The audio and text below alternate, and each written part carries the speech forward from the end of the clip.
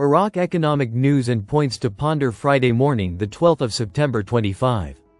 Listen to the full version on the official dinarreport.com website and become our supporter on Patreon. Iraq is considering contracting with international companies specializing in oil monitoring and packaging. Time: the 11th of September 2025, 10 hours 25 minutes and 53 seconds. Read 1095 times. Economic.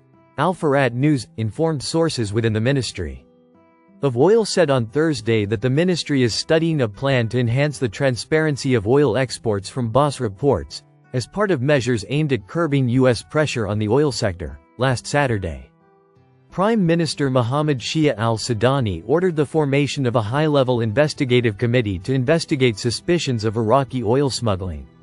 According to sources, the Ministry of Oil is currently considering contracting with well-known international oil companies specializing in oil auditing, monitoring, and packaging. The sources emphasized that the framework the ministry is considering in this regard is to provide greater transparency in Iraqi oil export operations abroad. Over the past 2 years, the Prime Minister has implemented a comprehensive and tangible reform package in the country's energy sector, resulting in significant strides in combating corruption, increasing revenues, expanding oil exploration, and developing gas fields across Iraq. https://al4itnews.iq/news/experts.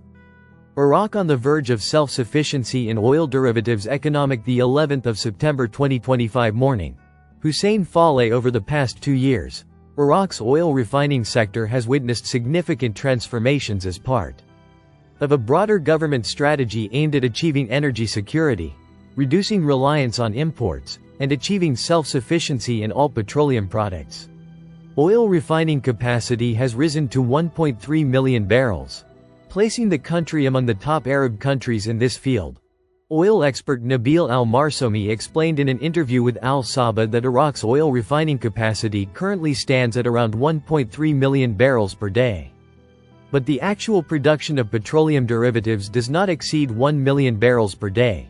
He pointed out that the development achieved in the refining sector came after the operation of the Karbala refinery.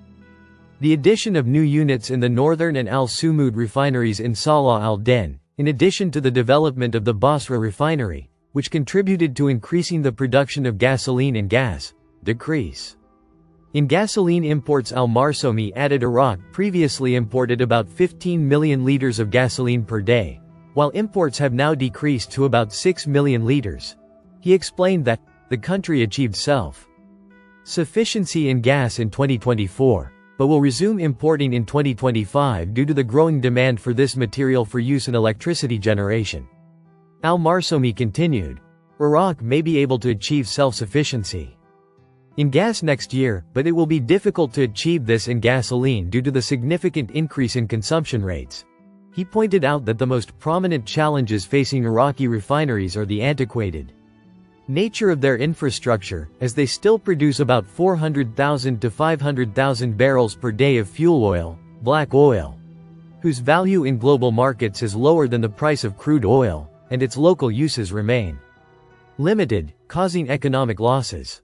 Al-Marsomi stressed the importance of modernizing Iraqi refineries and establishing modern refineries to produce high-value white derivatives, such as refined gasoline for cars, jet fuel, gas, and oils, which will contribute to maximizing financial returns and providing the national economy with new resources.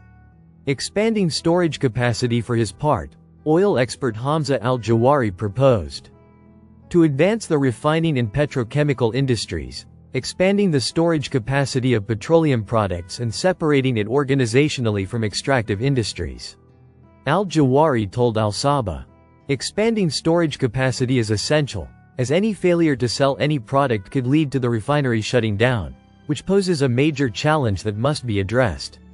He stressed the need to separate oil manufacturing operations, whether refining or petrochemical industries, from the extractive industry, and perhaps place them within an independent ministry to ensure their optimal development. Al-Jawari, who added that Iraq, as a major global producer of crude oil, cannot remain with the same current organizational structure. Rather, there must be a ministry specializing in the oil industry that includes The fields of refining and petrochemicals separate from the Ministry of Oil, stressed that the human resources available in Iraq represent an important asset, but they are not being properly invested.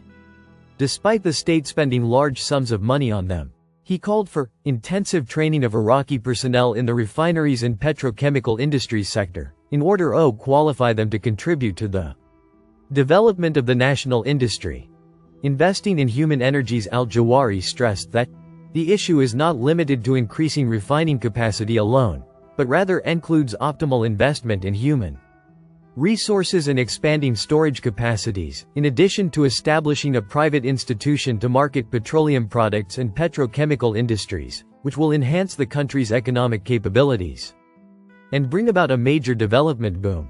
Economic and strategic advantages. Crisis management expert Ali Jabbar Al-Faraiji told Al-Saba that the operation of the Karbala refinery with a capacity of 140,000 barrels per day, and the addition of advanced production units in the Basra and Beji refineries, have contributed to raising the total refining capacity from approximately 1.1 million barrels per day in 2024 to approximately 1.3 million barrels per day currently, with a plan to reach 1.65 million barrels per day in the near term. Al-Faraiji explained that these transformations achieve a number of gains, the most prominent of which are: 1. Reducing imports and saving hard currency. Iraq was spending approximately $4.5 billion annually on importing gasoline alone. With the move toward local self-sufficiency by 2025, the import bill will decline significantly, saving billions of dollars and easing pressure on foreign reserves. 2. Enhancing energy security. Geographically distributing refining capacity between Karbala, Basra, and Beji contributes to reducing operational risks and ensuring stable supplies during crises. 3. Maximizing added value by expanding the production of light derivatives and reducing reliance on their imports, which allows resources to be redirected toward infrastructure and services.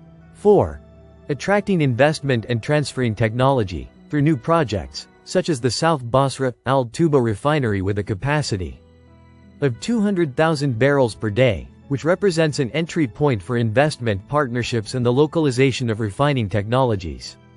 Modern. 5. Improving the balance of payments by increasing exports of surplus fuel oil and some derivatives, thus strengthening the trade balance and supporting financial stability. Existing challenges. Al-Faraiji pointed out that the gap still exists between the design capacity of refineries and their actual operating rates, due to supply constraints or maintenance bottlenecks, noting the need to integrate refinery projects with gas collection and electricity processing programs to reduce operating costs and enhance sustainability. He stressed that expanding refining capacity is not a temporary boom, but rather a cumulative leap that restructures foreign exchange flows and supports the resilience of the local market, explaining that the direct impact is represented by reducing the import bill by $3-5 billion annually, while the strategic impact is represented by consolidating the concept of energy self-sufficiency as one of the pillars of sovereignty. Al-Faraiji concluded his remarks by saying, "Economic success of this strategy is measured by three main factors: operational sustainability through regular maintenance and stable supply, quality outputs that meet international specifications, and rapid replacement of imports to ensure the stability of the currency and the economy."